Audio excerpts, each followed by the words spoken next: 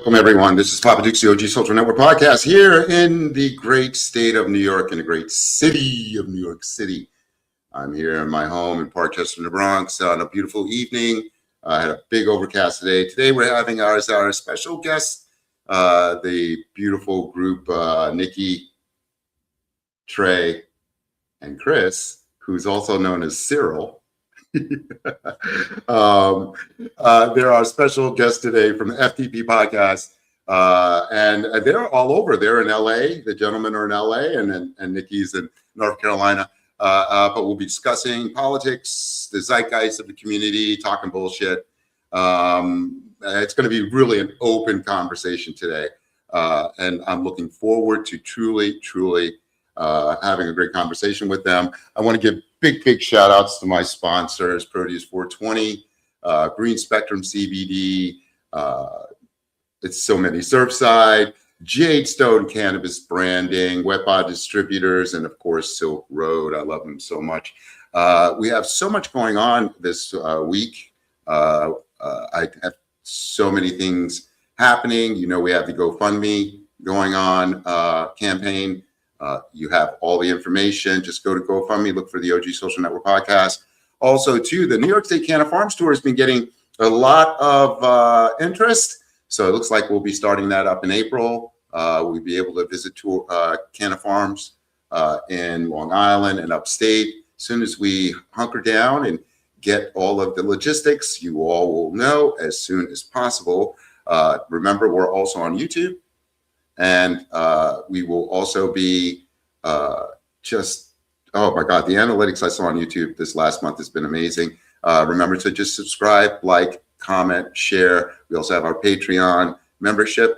I'm also doing a campaign for Kick for Cause. I'll be talking to you at the end of the show about that as well. Kick for Cause is a lovely campaign that is One Step Foundation, I believe, that they try to find the prosthetics for children that need to, this is very new to me, guys.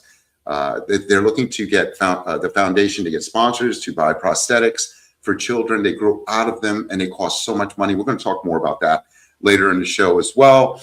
Our scheduled podcast, I'm going to have Regent Wanda L. James on March 6th and Dr. Daniela Vergara March 18th. We have some other things going on as well as Reverend Kelly from the Canada Tourism Alliance out there in Canada, in Ontario, Canada. We're going to be talking with her on the 25th as well. It's so much going on, guys. And I'm very excited.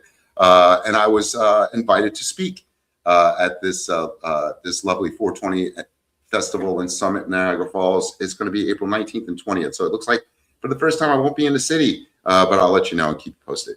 Again, thank you all so much for coming on. It's been crazy. I'm going to now introduce these three beautiful people from the FTP podcast. I have Nikki. I have Chris, who I'm going to call Cyril because that was my best friend's name as a kid. and of course, Trey. Hey. So how are you all doing? Good. Doing really good. Yeah, thanks for having us. Yes, thank you for having us. Let me tell you. Let's do one thing. Mute me because there's going to be a feedback, right? So how are we doing there? Oh, okay, good. Oh, I don't think it's you guys. It's me. No worries. So I was going through your podcast. And I mean your feed, and I could tell, Nikki, you really dominate. You dominate conversation. Yeah. Right. I think I saw Chris speak once, and I've never seen Trey at all say a damn thing. No, it cuts to him, and then that's it. So how did you all get together? Well, I was already working on this show before, but it wasn't in this format. It was a different format. It was more multicultural, etc. Mm-hmm. And it was more like a left and a right thing. And I wasn't really feeling it at first, so I was like, I need to find something different. Mm-hmm. And so when I found something different, I seen Nikki's first, and I seen her. I think it was the court or something. A court of appeals, and it was interesting. I said, this girl is going in. Mm-hmm. And then I seen Mm-hmm. Micheline. Micheline was popping up. And then also I seen Maya. And I said, let me reach out to them and create a different show. And so that's what I did. And reach out to them, and the rest is history. Oh man, how about you, Trey? Me? How they brought me in. Well, I've been friends with Chris for quite some time, and he thought I would be a good addition to the show. I like to build things, I like to organize, and I also like to give my take because I'm very much somebody that's in these streets. Like I patronize the businesses, I go to the clubs. I'm very much active in the LGBTQIA community out here. So like the things that the people are talking about, I hear them. Mm-hmm. Mm-hmm. And Nikki, how about you? I got into Chris reached out to me, and something the second one, rest is history. But I started content creation the day after the election. I just there was a word on my spirit, and at that point I had 5 followers on TikTok. And I was like, nobody's gonna see this. Well, 1.4 million views later, and I just been doing this ever since. Okay. And with FTP, it's just I have two brothers now that I didn't anticipate having, but I absolutely love. So I do dominate, but Chris lets me go. He sets it up, and I hit it. She knocks him down, baby. She knocks him down because I noticed that you all talk about a lot of the relations between white America and Black America, and how it affects our communities. How I keep hearing like leave us alone. We want to build our own, and I think that the underscore of entitlement with white community is opening up now, where people aren't accepting it. So you all are in LA, right? Yes. What's the mood out there now that ICE is gone, and how do you feel about the political what is expected, like with Gavin Newsom? We want to know what you guys going to do on that side. When it comes to the midterms, when it comes to getting the word out, and seeing what you all went through with ICE these last several months. What's the tone? What's the mood of the community out there? So it's interesting here because you'll have random protests in just random areas, but it won't be anything. So ICE will only go to areas where they know there aren't a lot of Black people that won't like retaliate or fight back at them. So when ICE first started, they targeted this area called the Alley, which is the biggest area that has the most how can I say, I guess I would say under the table businesses of the Latin community. So when ICE first hit the scene, that's the first place that they went. And then that was the only thing you really heard about ICE showing up here in Los Angeles, because like once LA got wind that ICE was around, like they started kind of pushing back. And it's not like ICE will show up in the urban communities like Compton, because they know they know they're gonna get it. So it's just it's interesting because you'll have some of the white gays that will protest and will put on their social media just to show face, but like they won't really do anything. Like it's very surface. Well, And then it's as if it doesn't affect them directly. right. But since And then also like with the Black people, it's kind of like that as well, because like we're kind of like, okay, this is not our fight. Well, the surface of it, like the front lines of it, we feel like it's not our fight. So you don't really see a lot of Black people going out to protest. Well, we would be the first ones to get arrested. Exactly, and shot and detained and all those things. Right. So, and it's not out of fear. It's just fact. Yeah. So, do you think that with the shooting of Woods and Preddy, that would bring out the white community more? I know Minnesota's been kicking ass. They've been kicking ass for 50 years. The shooting of anyone that is not Black will always bring out the white community. Right. That's all I'm saying. Right. How do you feel about that, Chris?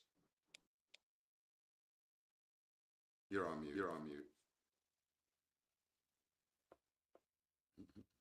Can you? Yeah. How I feel about it. At the end of the day, I grew up with white folks. I was in foster care. And on my end, and as I said in the show, white people going to white people. That's just the way it is. Even with Gavin Newsom, I believe he's running for election, the presidential election, so they're going to be having somebody else going to be taking his spot. And so he's going to be worried about the presidential election instead of the state. And you see a lot of white folks. It's still very performative.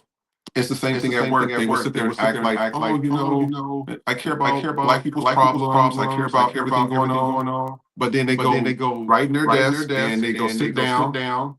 They go right back to watching a movie or whatever they want to do, and they're not going to protest. They'll say they are, but they're not going to do it. And that's what I've noticed about here. It's very performative. Oh, see me, I want to be seen out here.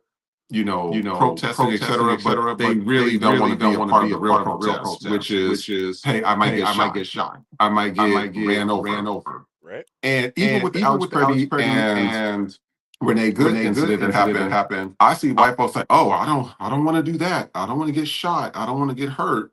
And so now you kind of see them backing off of protesting. And I'm like, okay, so you guys are okay with other people protesting when their bodies are on the line, especially when it's Black bodies. And me and Nikki looked at this Facebook post not too long ago.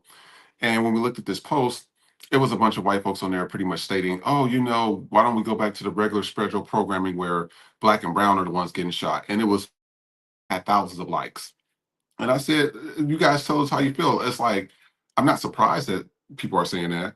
But now that they're being targeted, now that we have to go out there and march, now it's a problem. And so, like I said to Nikki and Trey, I said, foundational Black Americans need to keep their ass home until everybody else, 90% or more from every single group, go out there and march. If they're not doing it, we're not going out there and help. That's just how I feel about it.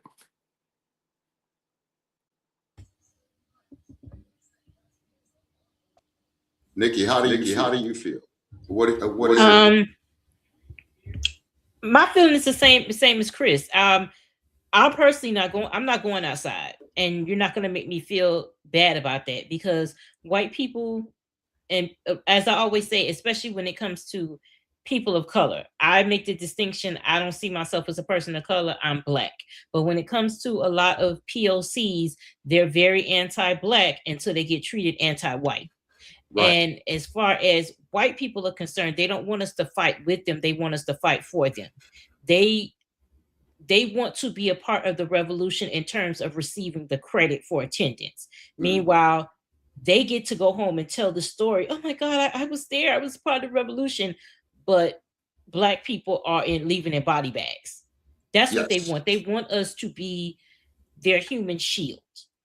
And we're not doing that. And the onus of unity is always on Black people. Every time Black people set a boundary, which I think collectively, we've never done that before.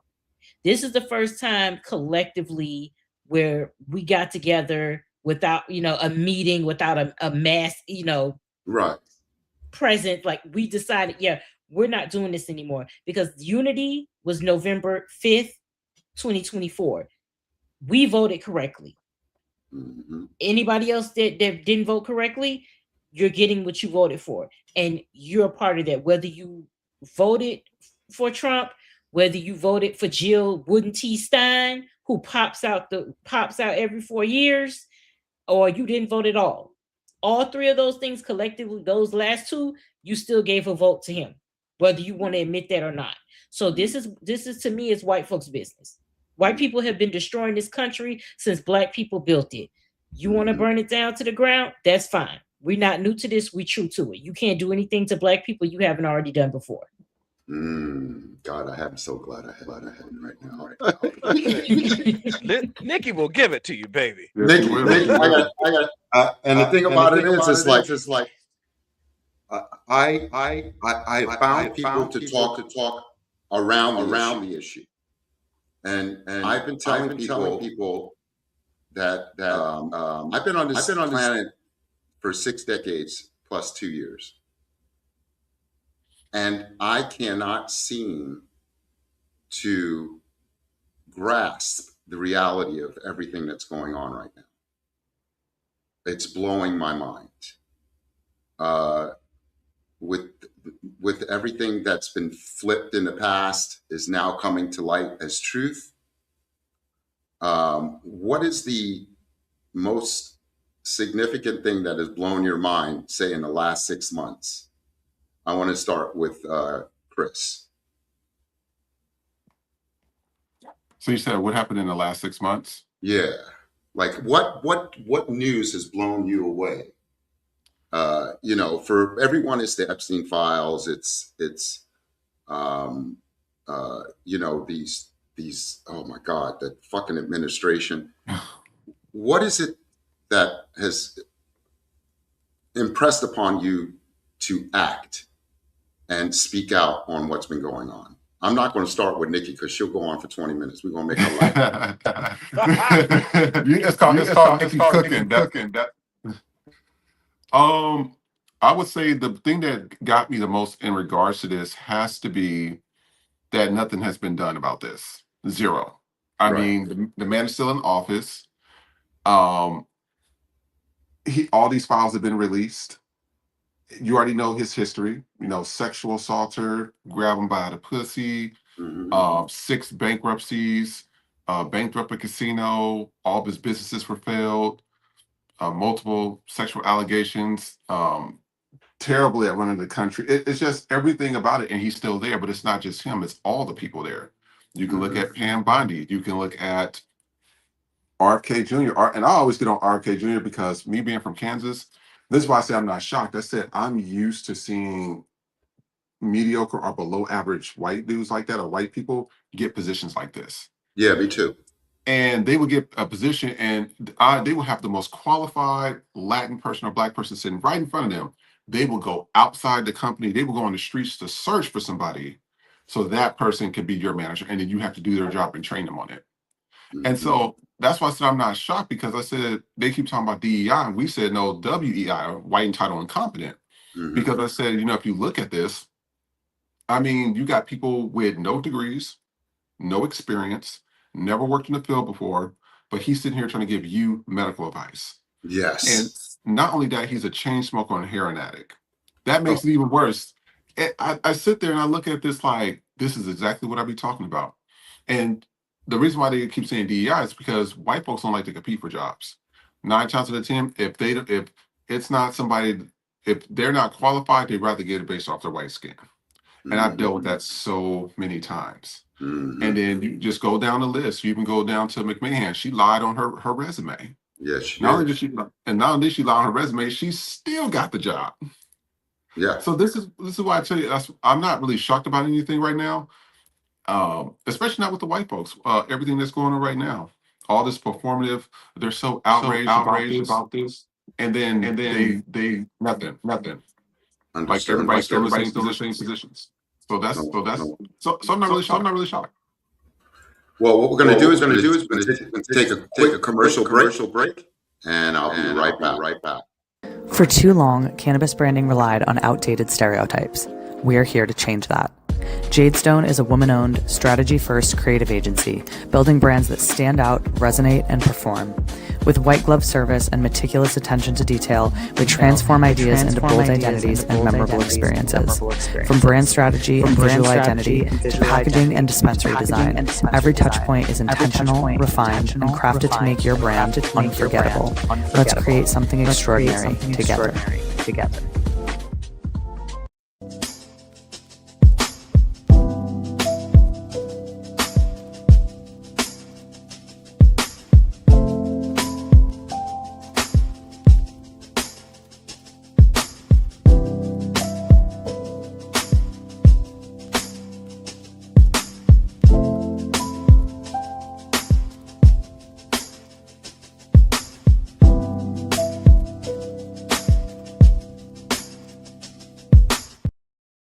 Hey everybody, welcome back. The sound is good for you all, right? Mine's having an echo. Yeah, there's this. An echo. Yeah, it's an echo. I wonder how I can get rid of that. This is my first time running into this. But I apologize about the whatever. I can fix that when we edit. So getting now to Trey. How do you feel? What has shocked me? Yes. I'd say shocked is a strong word because nothing really shocks me now. But what I guess inspires me to either just speak up or make content is just the gaslighting, particularly with the president, the shit that he can just post. And like nobody will even like bat an eye. Nobody will like jump in and correct him. It's just like fine for him. Like he'll post, like he posted like the that video of like the Obamas as monkeys and said it was something about the Lion King when there was not a damn monkey in sight with the Lion King aside from fucking the fucking guy that was holding up the I forget what the camera is. Yeah. Like the gaslighting is what's crazy to me. And then Pam Bondi, like just like straight lying under oath, just lying to people, not even looking at the victims once is crazy work. Like crazy work. These people are able to just stand on this public stage and gaslight everyone, and nobody's doing anything. Nobody. And then there's a person like Jasmine Crockett that will spit facts, and then what is it? Bleach blonde, bad body, butch built girl can talk about her eyelashes. Like that's part of the court system. Like what? Those are the things that confuse me. Not necessarily shock me. It's as though the in high school all the jocks and cheerleaders that they're the ones now that are running the country. Now, Nikki, how about you? You have 37 minutes. It's gonna be nothing. When it comes to crackers, don't shit surprise me. My parents are boomers from the deep south. They taught me about white folks real early. So I'm a black woman that has never given a fuck about what. Okay. Yeah, I can tell. I look at those seeds, and it's like just shut up and listen. You know. Yeah, and they don't like that. They don't like that, especially white men. They don't like that I'm not afraid of them. Of course. Okay, so what is the political environment like in North Carolina, especially when it comes to like the political scene, but are y'all also like focus on cannabis as well, or just politics and with the show as far as well.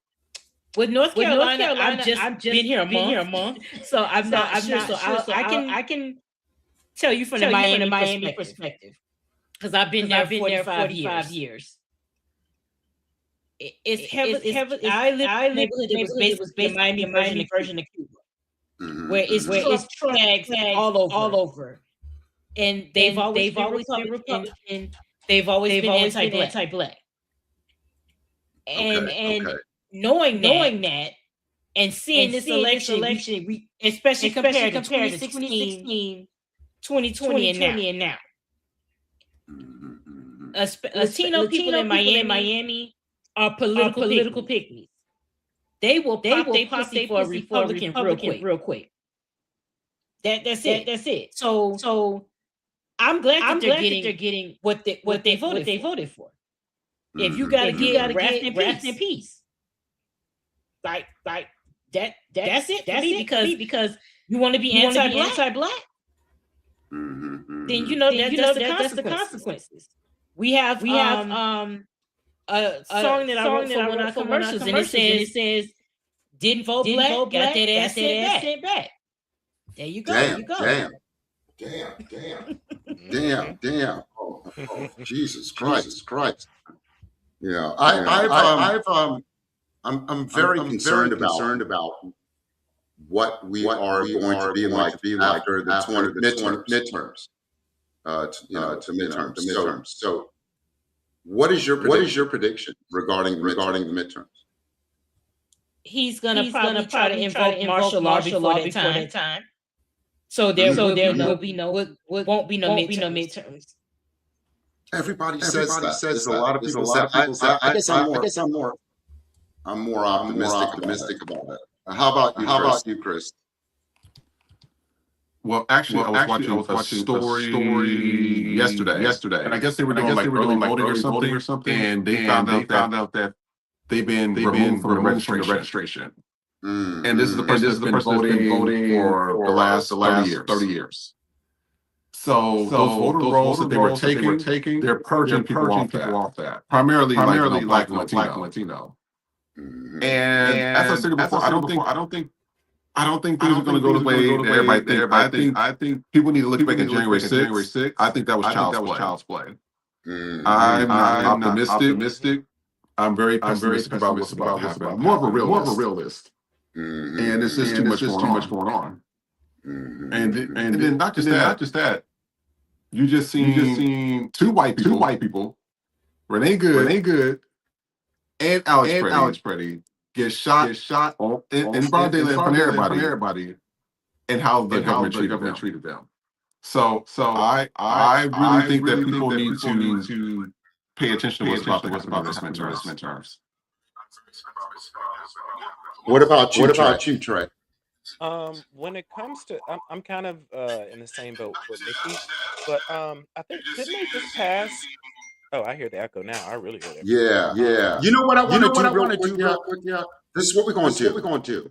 I want us to go back out and come back in. Okay. And I want to tell everyone I apologize about this because this is new. And I'm about to send StreamYard big ass letter because this is twice. All right, so we're going to go back out. Okay. All right, and then we're going to come back in. And I appreciate y'all. All right, no problem. All right, if I create another stream, I'll send it to you and give me a peek. We're going to give me a sec. All right.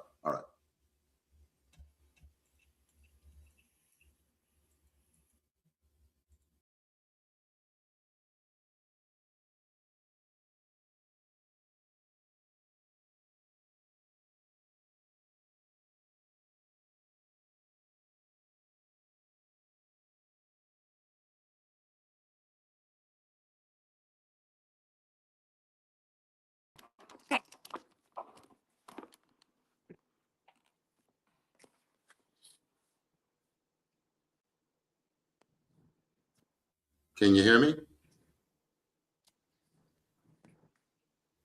Guys, can you hear me? I can hear you. All right. And there's no echo. Right. That's so whenever y'all run into that on a technical, just log out, log back in. And I'll be able to fix that on my work, I'm fucking high, y'all. Sorry. Hi, y'all. I'm sorry, y'all. My kind of carrying on if we didn't have a show tonight. Right. Oh no. I make that shit work. Like there was one time I had a podcast. Thank you all for coming back. That's what it was. We needed to log back on and log back off. And I'm glad it worked out. Okay. So we were talking about The midterms. the midterms, and you, Nikki, say we ain't having it. Chris said, "What were you saying, Chris?" Because I want to go back to you. I really think Just real that quick. it's not going to go the way it's supposed to. Yeah. Okay. And Trey, how about you? I'm kind of where Nikki is, because I feel like he doesn't want us to make it there. He is burning this country to the ground. Oh yeah. And also I think there was just some type of bill passed to where I don't know the specific details, but I know You have to have a passport. you have to have a passport. Passport to vote. Yeah, so that just passed, just like under the table, real quick. A lot of people don't even know. Well, that's a federal law, right? So he doesn't understand that states are the ones that control the voter rolls. That states control the all the laws to that. Okay, Right. as long as everyone has a right to vote. So he could pass all the freaking laws he wants. The governors of each state, the ones that play with him, will do that shit. The rest of us would be like, nah, just come and vote. You got ID, great, we're good.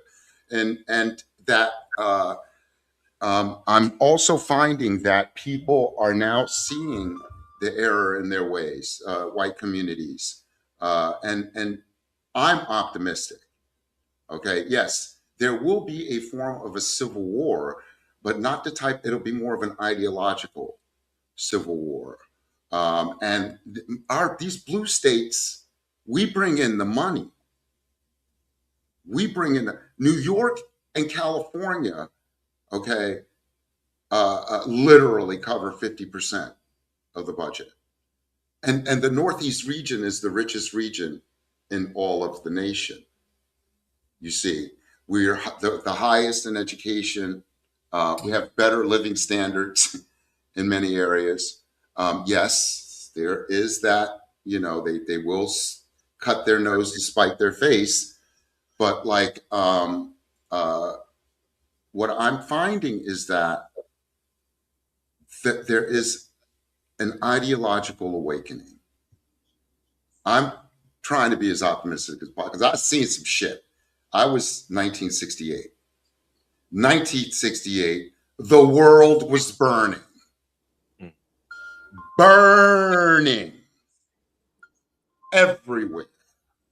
Just pick a date in the 365 years, and I guarantee you something was going on. That was crazy. Okay. And the majority of it was in Southeast Asia. All right. But we were also in a Cold War. We're also having huge social and economic upheavals. Poverty was getting out of hand. Okay. And so they will, the white power that's here will only act. For example, we didn't get EBT until the 70s. We didn't get food stamps until late 60s, 70s.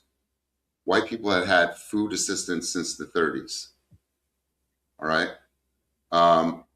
We everything that they say we do, they do it 100 times more and are more entitled to it. Yep. There are benefits I didn't know I could get that were never told to me that white communities here get. Okay, there whole communities of Russian, Hasidic. Oh, I can go on. The Jews, baby. The Jews be milking the system, baby. Now, I want to tell y'all something. For my fans, there's a difference between the Jews and the Israelis and the Zionists. Okay? You have the Zionists who are they're over here, they're the right wing, as over here in America, all right? And their beliefs, I found out, are many of the population are not Zionists. They're just there, okay?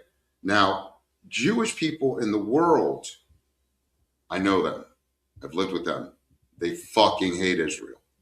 They fucking don't get it. The Hasidic community here, I'm going to have some interviews with some rabbis. They totally, it says in the Torah, we are to roam the earth. We are not to have a state, a land, a people. We're to be there to help community. So we have to be careful about when we say the Jews. Mhm. I prefer you say the Zionists or Israeli Zionists, because like Black people, like Puerto Ricans, like this, like that, we got our dredges. Okay, and we don't want to be associated with those dredges as well. Okay, and I say this because I remember back in the day, to call a woman a bitch, the whole family was coming at you. But today, it's said just so, like, and we tend to lose our compassion, empathy, sympathy when we start denigrating each other with negative words. Okay? You're not a bitch. Do you know what a fucking bitch is? That's a fucking she-dog. You're a fine woman with a goddamn attitude or a crazy psycho, but I hate it when I have to tell my daughters, stop that. You're not bitches. Stop that. Stop even using it. I understand that we co-opt words and switch it and turn it to positive. No, that's even worse. Have you ever heard a Polish person call themselves a Polak, or an Italian call themselves, or even Mexican, a wetback? My wetback. No. What the fuck is this? So it's up to your generation to stop this shit. All right? I was there when hip hop was born in the South Bronx, right here. Hurricane, all of them. I was 8 years old playing in the fucking abandoned lots with dead fucking people in there. And when hip hop and rap came out, when rap came out and then hip hop, it was beautiful. 1990s ruined everything. It was as though the CIA came in and said, this is how you're going to do it, and ruined us. I miss KRS-One. I miss Public Enemy. I miss, oh God, Sister Souljah, all of those rappers that spoke hardcore political, oh my God. And then they flipped. Many of them flipped so they can maintain the fame. Fuck that. I'm so glad I never hit fame in my life. I wouldn't know how to deal with it at a younger age. You know, so I'm sorry, I went off on a tangent, but I want you all to understand you're beautiful, young, intelligent people that need to praise yourselves now across the board. I'm sorry. You know, like Nikki, there was one thing I wanted to, you know, I saw that you did have such a real, your perception of everything is real. It's coming back again. So it is the app. I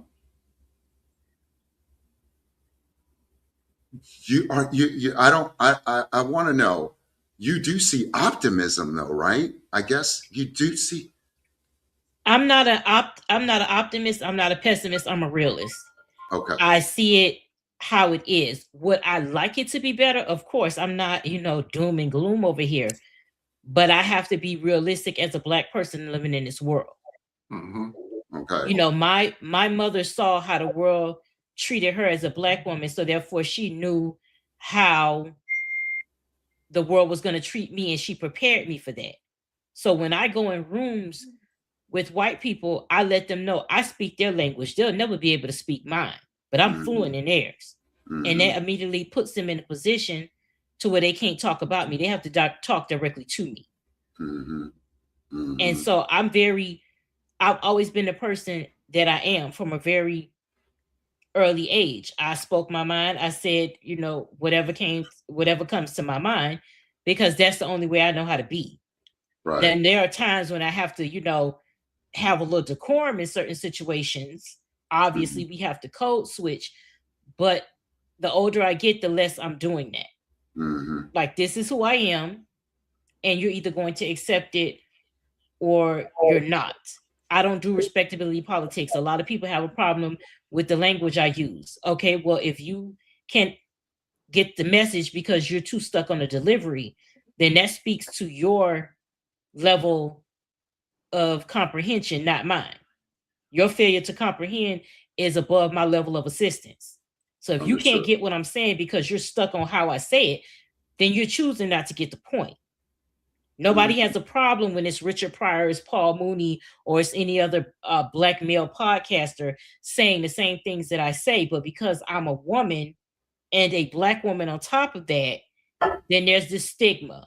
Oh, well, you're not attracted, that's not attracted to men. Well, that's your first mistake. I'm not here to attract you. I'm here to say what I got to say. And it, like my grandma taught me, people gonna like you or they don't. Fuck them. That's how she raised me. People gonna like you, people not. It is what the fuck it is. I am in agreement to that. I was raised in a household of women, primarily matriarchy. I saw things flowed well as long as everything was good. They don't handle stress well when it hits the fan. So that's when I came in. I learned how to really take care of shit, and then I can go back and play. But that stems from the white supremacy of the white man is always on top. It's really a European type of ideology. They're all have the same, and where their women are second class. You would think I've read history in Africa where that was not the case in many societies. But there is this patriarchy that the foundations are crumbling because many of us have daughters, mothers, aunts that are awakening to see that we need to listen to these women. We need to start understanding that their side of life is just as important. The matriarchal side is just as important as the patriarchal side.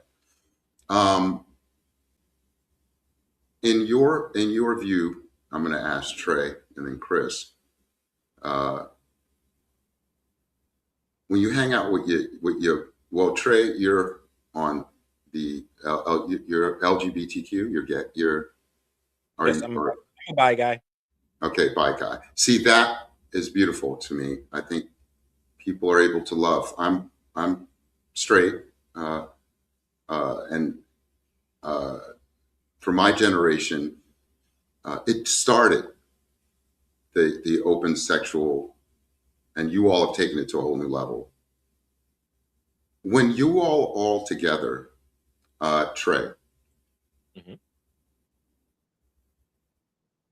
what is the view of relationships in the LGBT community?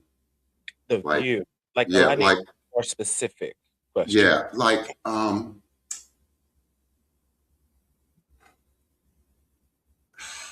can I say this? Because I want it to be. My daughter opened to me. She's bisexual. Both my daughters are. This sounds like it might be a whole other show and conversation. Oh no, I be talking about everything. I don't give a fuck. My daughters are proud. I love my daughters. They're strong women. I didn't raise victims. Let's put it that way, right? So I don't have time for that. They have to stand up for themselves. They have to be strong. For me as a parent, and for parents in my generation, how do we and don't understand the beauty of what you all are experiencing, how do you express to them that it's working for you? That, you know what I mean? And please forgive me, because I'm going to say one thing, y'all. I sent these people emails and asked them for questions. What did y'all, you know, I'm ready. You know what I'm saying? So I love y'all. I love y'all. I know y'all were busy though, but go ahead. Please, how can parents open up, understand for those that don't? Okay. Well, how can parents open up and understand is that, again, that's different for every household, because everybody was brought up differently, and especially those of us who are. So I'm 42, so my parents are now. Well, my dad would be like in his 80s, and my mom is in her God 80s. bless her. So it's just a whole different situation than the parents today. So the parents today, I think they're just a little bit more open to just allowing. Okay, so there's a double-edged sword at this point with the newer parents, because there's a lot of gentle parenting going on now, which I know Nikki don't play that shit. so uh, so there's the gentle parenting, which is good because they're not all in your business, but then there's the gentle parenting that is like the countdown to Bobby fucking some shit up that just is Yeah. not. Yeah. So, Yeah. so parents now versus how you would address your parents, or help them understand to the parents before, like the 80-year-old parents, it's just different. This is different. Right. I've always just been me. So, and then I also come from a family full of happy niggas. So, we've always loved each other no matter what version comes out. And not everybody has that experience. A lot of people, particularly in Black communities, there's a lot of hypermasculinity, a lot of shaming, a lot of throwing around the F word. Like there's a lot of things specifically in urban communities that are different than in white communities. Right. So And that's kind of it's an interesting question. I'm sorry. I again, I want to be able to kind of cover a lot of things because I don't have you all on. I want to have you on again, definitely. But when I do the shows for the first time with someone, I get excited and I want to cover so much. With the we're gonna go past into something else here. What I want to understand is how do you all feel about older, millennials and Gen Z in the political sphere? Let's go back to politics real quick. In the political sphere, do you feel that they will be able to change the I call it the zeitgeist, and what it is that it's the social it's the social consciousness. Do you think this generation will be able to transition us into better days, better politicians? I'm seeing younger politicians coming out and really trying to make waves. People are being very vocal on social media about politics and what's going on in their communities. And I guess my question is, with everyone's pessimistic outlook on that they don't think it's going to happen, do you see in your community, in your respective communities, that there's a possibility that they can make the change? Well, I'm a parent too. My daughter is Gen Z, so she's not the typical Gen Z because she was raised by me. So even in the 2020 election, she was in high school, but she was holding lives about the election. Getting people involved. She went to where we lived prior to me moving. Like I said, we lived in Miami's version of Cuba. So she went to the polling place where there was a majority of Trump supporters, and she interviewed them as the Cuban people. Why are you voting for him? And she was very into the politics, even though she couldn't vote. So this last election was the first time she could actually, cast a ballot. But she's been involved in it since high school. So she's very much, I guess, like an old soul. But I do think with people like her in the world, when you have parents that are active, and that's the problem with a lot of Gen Z people, that the parents are not as active. But I do like Gen Z's approach, meaning they're not going to take the bullshit. Mm-hmm. That's one thing about them when it comes to these jobs where you're trying to, get more for less, they're not going for it. So I do like that part of Gen Z where I feel like that's going to be the way to go in that direction, because they're young and they don't have that fear. Whereas us older people, as much as we don't want to be, we're tied to, okay, we have to work, we have to pay these, because that's all we know, because that's what our parents knew. But they're coming in where, like, yeah, this is some fuck shit, and I'm not doing this. So I think as more as we go along, I think Gen Z is going to change elections, or the way how we look at it, how we look at life. And that makes me optimistic, because they're trying to change things in their way. They're not looking to do it the way we did it because we did it the way our parents did it. They're looking to break that ceiling altogether. They're not dealing with that. And so that gives me hope when it comes to, whether they want to, protest, and when it comes to voting and knowing your rights and things like that, how to approach life, how to approach finances. That gives me hope, because they're not going for the bullshit. Chris, what are your thoughts? I would say I'm in the middle between optimistic and pessimistic. Optimistic because I do see that what they do on social media. They are out here speaking. They are, I forgot the guy's name, Adam. Very young, but he be on CNN, and he talks on Gabby's show. Adam Mockler. Yes, and he's really good. And I'm seeing a lot of him that's popping up. The problem is they are a small minority versus the other white kids I see, because the other white kids I see is, N-word this, or, saying something about Middle Eastern people or Chinese people, or making gestures or doing just random stuff. And I'm just like, and that's the stuff that, not only that, but that's the stuff that gets a lot of clicks and views. Versus Adam, he'll put out something and he gets a lot of clicks and views, but not like the racist ones do. Right. And so I think that we have an opportunity. The problem is we have too many extremely old white men that is running everything, and that's the problem. That's why I said that I don't think that anything past 55 should be any senator or president, because their views are so outdated, and we continue to keep going through the same thing over and over. A lot of the people that serving now, they're 70, 80 years old. Yeah, and have been in the system for too long. Yes, and so they're still talking about stuff from the 1940s and 50s and 60s. I'm just like, nothing's going to change, because we got the same people voting for the same people.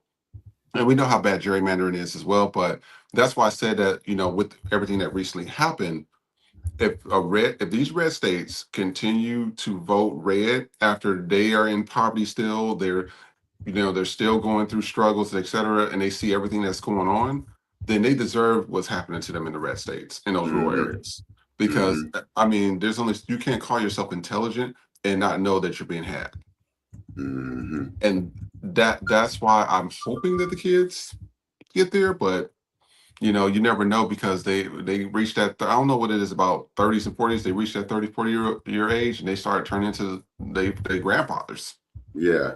And I'm like, I don't know if I think it's something genetic, because it's been going on for 500 something years. So, well, it's 400 years of mental conditioning.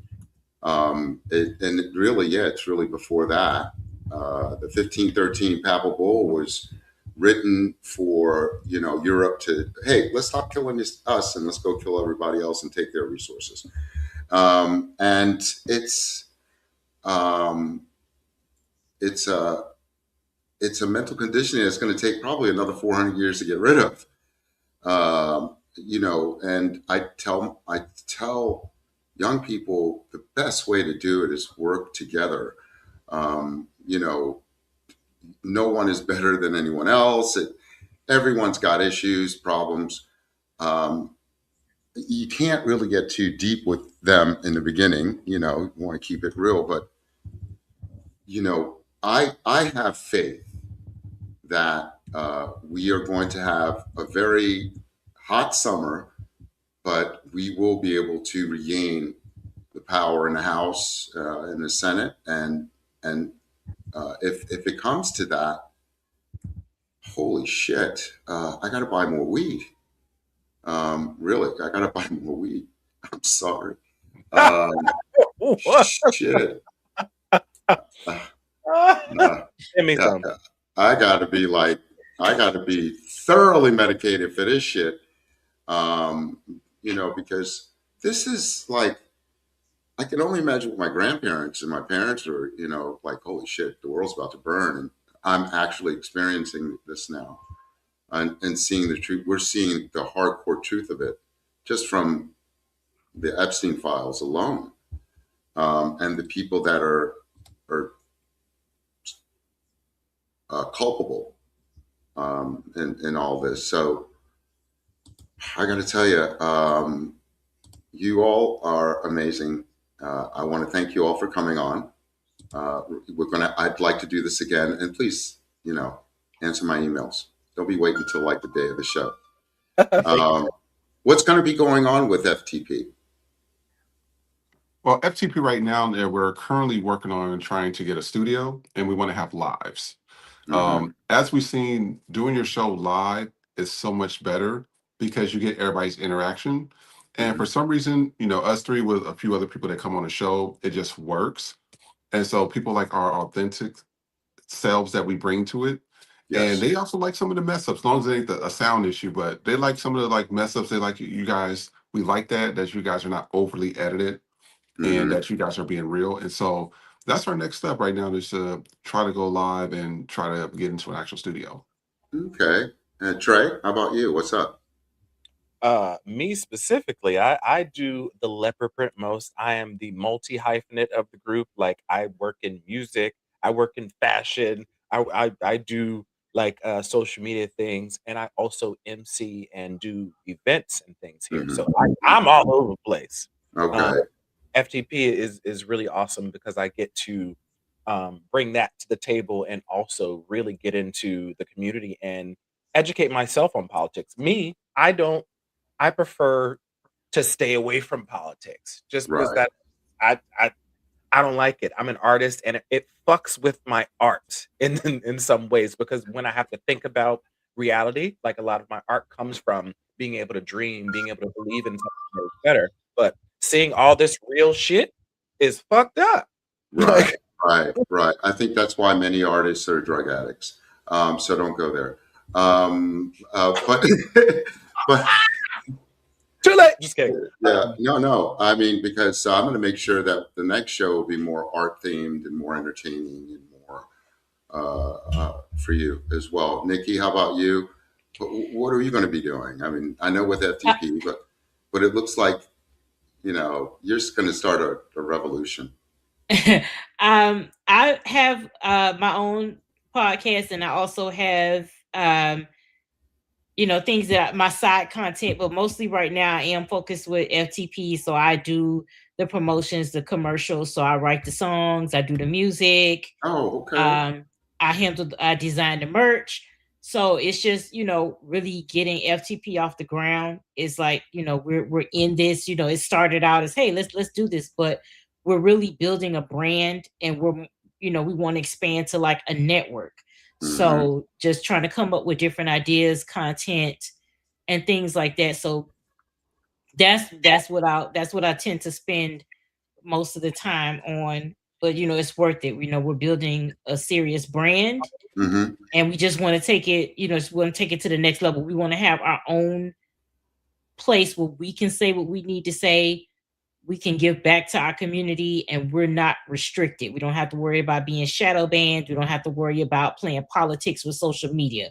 We can say what we want, how we want, when we want, and that's the goal here. So that's what I'll be working on with Vision. So we call Vision Ike, So he got to keep me and Trey from eating the cake. So because Trey and I would run amok. Like Trey and I we will run amok. And you're the one that keeps the glue together. He keeps it like he be on our ass, but it always works out. And yeah, we're a family now. It's not just friends. We're a family, and this is a business, but it's a business that we enjoy. Yes. So it's hard work, but we have a good time and we really enjoy it, and we just want to keep building it. So that's what I'm working on. So Vision and I handle that, and Trey still comes in, but he does the creative stuff, and I'll be working with Trey. He does Knick-Knack After Dark with me, but he'll be teaching me, that side of the creative side of the business. He's gonna be teaching me that soon. So what's it's a one-stop shop. What's Knick-Knack After Dark? Knick-Knack After Dark is where we talk uncensored. So, we have our drink, we do our gardening, we talk about, sex, but it's love, it's sex, it's relationships, but it's unfiltered. It's completely unfiltered. And we talk about other things like just, black stuff, but we make it fun because with FTP, we're more political centered and, everyday issues, but Knick-Knack After Dark is the wind down time. Oh yeah, that's the one I'd love to be on. Say that again. Yes. For instance, like our last two shows, we focused on like Black nostalgia, like things that we used to enjoy in a better time. A lot of it was like in the 80s, and some of it was in the 90s, even though the 90s was a shit show. But like certain things like AOL or like BET Uncut or like After Dark, certain things that people would like the kids these days wouldn't even know existed. Sidekicks, pagers, like those types of things. Yeah, that's awesome, man. I love it. I want to be on that one. we will definitely have you on. I got some stories. I got some stories. Oh, see, that's perfect. So Trey and I will garden and we'll be with you. My mom and my sister said, "Dude, your life, man. You're like the Forrest Gump without the mental illness. You're like, what the hell?" Because I would go through life totally like an airhead in my 20s. I had no ambition. I just went, had fun. I had no kids, so I'm by myself. I got to be able to see many things. And, and realized I was at a lot of places that were historic or entertaining or things happened. And it's really cool, and I definitely want to be able to share with you all on that show. There's some stuff that was really brought to my attention that I totally forgot about. But I want to say, how can people find you? Nikki's great at this. Yeah. You can find me on all platforms. Well, before you answer that, I did have a question. How do you? This is for people that are that are multiple, like you all, 3 or more people or whatever, working together to build a business. How do you all maintain that cohesiveness? Yes, you, Ike. Well, we maintain it because so I've already been knowing Trey. Me and Trey get along perfectly. And then when I met Nikki with 2 others, and everybody had their things, but me and Nikki connected more. And so I think it's about having the right team, because you don't want to have the wrong people on your team. And we have done that before, and it caused like a little friction here and there. So I'm like, we need to get a cohesive team. So Trey joined the team later, and it has been working out so far. So it's 3 of us, and then we just have guest people on here. But other than that, we really all have our own different job duties. It's not like I'm over them. I say, hey, this is your section. If you don't do it, we all fail because we're expecting you to get this done or this. So it's like, and we help each other out, but it's not like, oh, get this done. It's like, hey, everybody has their own thing that they have to do on this team. And to make it work, we all have to do it. And so that's how we kind of work out. I bring it in, because they be having ideas that be in the stratosphere. I'm like, that ain't gonna work. But we will bring it in, and that's how we pretty much get along. I got you. Yeah, I love that. That team is very important. And me doing this by myself, I realize I have to find the right people, which is very hard to do, because you all have to have a shared goal or a shared vision for it to work. And like you said, everyone has boundaries. You stay within those boundaries. You all work together, help each other, and you will accomplish those goals. So, Nikki, where can they find you? You can find me on Instagram at bitch_happens. Oh my and God. the backup is bitch_happens 2.0.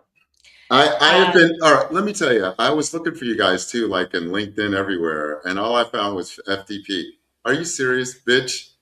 Say it Bitch again. happens. It's bitch happens. Because bitch happens all the time. That's what I am.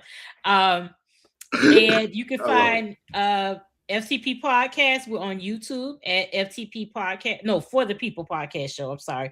Our Instagram is at FTP Podcast Show. So that's where you can find us. And then, Trey and Vision will give you theirs. Yeah. Oh God, bitch happens. I love it. So I'll be following you in a minute. Okay. I'll be following you. And again, I want to thank you all so much for taking the time and the technical little difficulties we had. It did work out. Everything is great. I'll have this edited and out in the next day or so. But I definitely want to have you back on in April and this, really talk about some great things and more towards, entertainment as well and happiness, bring a good message. Thank you so much. Thank you for honoring me with your presence. I appreciate you. So thank you for having us. Thanks, us. We appreciate you. I gotta say, FTP Podcast, where you can find them, everyone. And again, God bless you all. All right. We'll talk soon. That's it. Bye. All right. Bye-bye. All righty, everyone. It was a pleasure really talking to them today. We did have some really weird technical difficulties, which I found to be like, what the hell was that about, right? But I will say that was a great show. And it was a little bit off kilter. We kind of did it open, just to discuss some things. But I want to remind everyone that we do have the GoFundMe campaign going on. You'll find it at on GoFundMe at the OG Social Network podcast. Register for the New York State Can of Farms tour. You can find it at the OGSocialNetwork.com and under New York State Can of Farms tour and register there or reach out to me. It's in our bio on IG. YouTube, please subscribe, comment, like, share. I did want to give a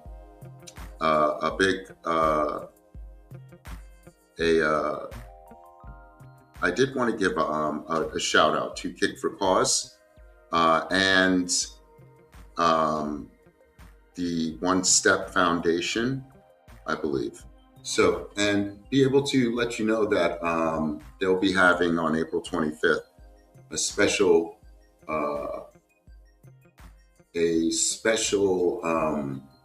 event to promote and sponsor and get funding for the prosthetics that many children need. And small children, they grow out of these prosthetics almost immediately, and they're so expensive to replace. So we definitely want to be able to give some love and I believe I'm going to have Ms. Cortez on the show in the next couple of weeks. So we're going to make this work, and it's going to be a beautiful, beautiful, beautiful day. So again, thank you all so much for joining the podcast. We are going to have on February 25th, I am going to have Reverend Kelly. She will be with us there on February 25th. We'll be talking about Canadian cannabis activism, and also the Canadian Canna Tour Alliance, Tourism Alliance. So she'll be on February 25th. Then we'll be talking to a lovely young lady, Teresa Yarborough. She has a power movement down there in Pennsylvania. That'll be March 4th. And on March 6th, I'll be speaking with Regent Wanda L. James. She is the candidate for Congress in Colorado, District 1, and also a professional speaker and a big-time advocate in the cannabis industry. So we'll be talking cannabis and politics. March 6th at 3 p.m. That'll be a special afternoon. And then, of course, I have, so many other shows going on. March 11th, 18th, we'll be with Dr. Vergara, Daniela Vergara from Cornell University.